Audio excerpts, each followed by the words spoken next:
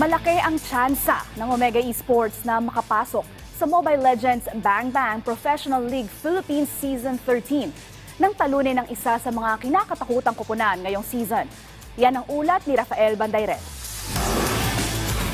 Ginulat ng Omega Esports ang AP Bren sa kanilang Week 6 match-up sa MPL Philippines Season 13 kamakailan. Sa Game 1, sinamantala ng barangay ang pagkakawala ni Michael Kyle TZ Saison sa eksena sa 29th minute upang itakas ang panalo.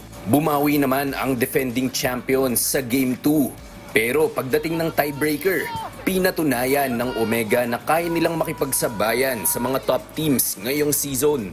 Pinangunahan ng nagbabalik na roamer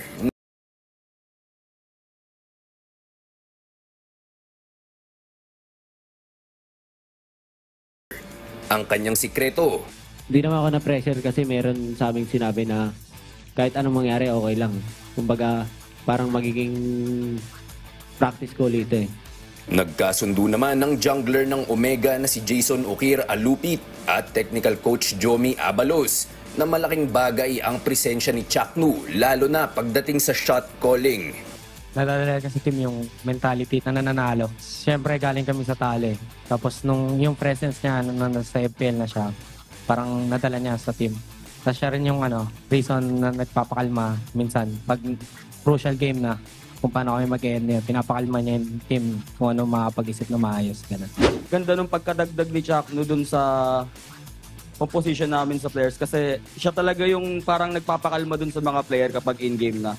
Sobrang smooth nung call, ganyan. Hindi masyadong hype na ayun lang, naging problema namin ng mga nakaraang laban namin is lumalamang naman kami tapos di kami makatapos. Parang nahirapan kasi at some point nagiging yung comms, nagiging problema. So ngayon nasolusyonan na yun nung dumating si Chaknu. So sa huling linggo ng MPL PH Season 13 regular season, isang playoff spot na lang ang natitira.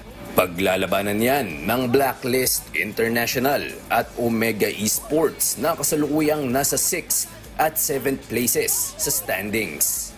Rafael Bandayrel para sa Pambansang TV sa Bagong Pilipinas.